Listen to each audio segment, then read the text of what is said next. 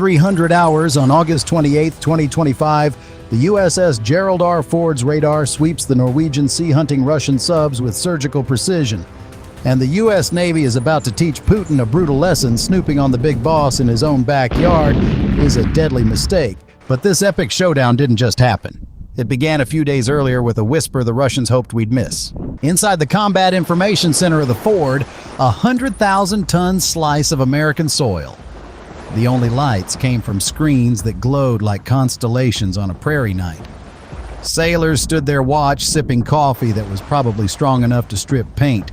This wasn't just another patrol. The Ford Carrier Strike Group, with its escort of destroyers, the USS Mahan, USS Winston S. Churchill, and USS Bainbridge, was the heart of NATO's dynamic Mongoose 2025 exercise. This wasn't just a flexing of muscles. It was a strategic masterstroke. They were operating in the... Order food you love with Foodpanda.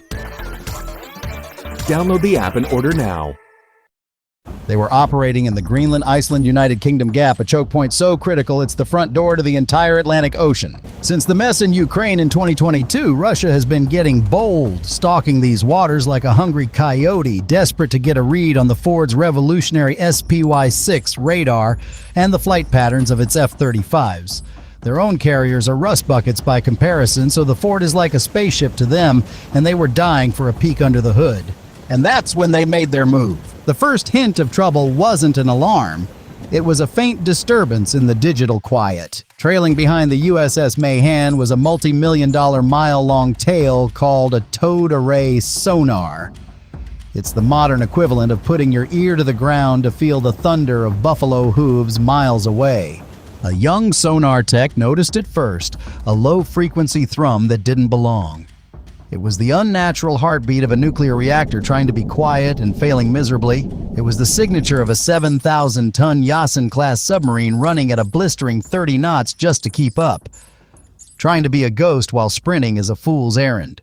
But the Americans don't rely on just one trick. High above a Norwegian P-8 Poseidon, circling patiently, had been methodically dropping sonobuoys for hours, creating a massive invisible fence line of underwater microphones. The Russian sub, thinking it was the pinnacle of stealth, was driving its expensive bulk right through the middle of this invisible tripwire network. With the first hint confirmed, an MH-60R Seahawk helicopter lifted off from the Mahan's deck.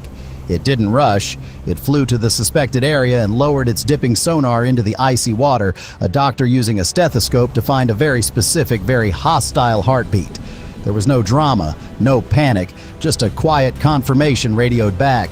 In the Ford's CIC, a tidal wave of data from the towed array, the buoys, and the helicopter converged. The Aegis combat system, the digital brain of the fleet, processed it all in a nanosecond. The result wasn't a guess. It was a mathematical certainty. On the tactical screen, a red triangle blazed to life. Pinpoint location, speed 30 knots, heading straight towards the Ford.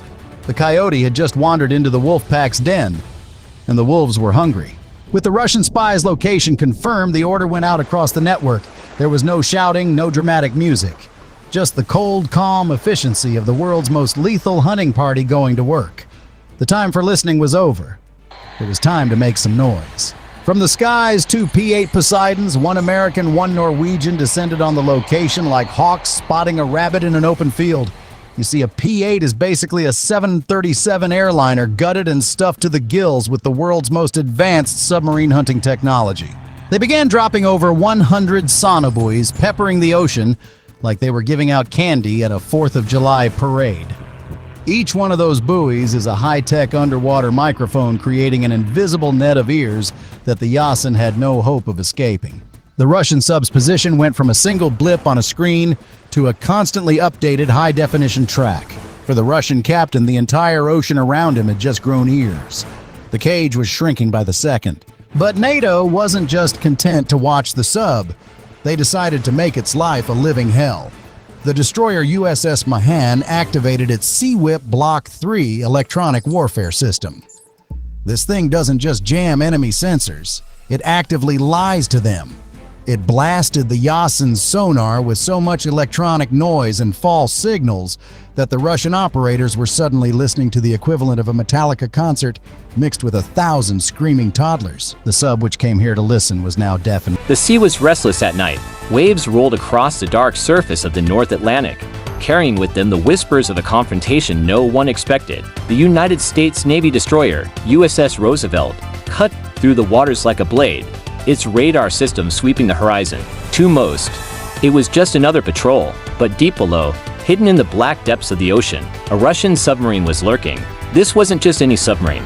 It was the Severodvinsk, one of Russia's most advanced Yasen-class nuclear-powered attack submarines. Equipped with cruise missiles, torpedoes, and stealth technology, Moscow had boasted for years that it could sneak past NATO's defenses undetected. Russian state TV often declared, with Severodvinsk, "We can strike the heart of America before they even know we're there." That night, Moscow decided to test those words. The order came quietly from the Kremlin: shadow the American warship, challenge it, and see how far the US Navy would go. For the Russian crew, it was a moment of pride. If they could humiliate an American destroyer, the message to the world would be clear: Russia was still a naval power to be feared. For hours, the submarine glided silently through the depths, staying just outside detection range. Its captain smirked, convinced that the Americans had no idea. But what he didn't know was that the USS Roosevelt was already tracking him. The Americans had picked up faint acoustic signatures hours earlier. The submarine thought it was invisible, but to the Roosevelt sonar operators, it was like a faint heartbeat in the water.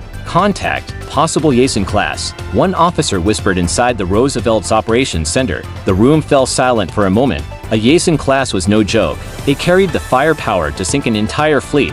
But the Americans were calm. They had trained for this. At dawn, the Russian submarine made its move. Rising closer to the surface, it positioned itself directly in the Roosevelt's path. The Russian captain ordered a close pass, intending to intimidate. Through periscope view, he could see the massive destroyer cutting through the waves. It was a bold challenge, the kind of maneuver usually reserved for Cold War cat-and-mouse games. The crew inside cheered quietly, believing they had outsmarted the Americans. But the celebration didn't last. Suddenly, the Roosevelt shifted course directly toward the submarine. Within seconds, the destroyer activated its powerful SQQ-89 sonar system, blasting through the depths with piercing sound waves. The submarine's stealth advantage was gone. On the Russian vessel, alarms blared. Red lights flashed across the control room. The captain shouted orders demanding a dive, but the Americans had already locked onto them. The Roosevelt wasn't alone. Within minutes, 2 additional U.S. Navy ships and a P-8 Poseidon patrol aircraft were on station. What Russia thought was a one-on-one challenge had turned into a full encirclement.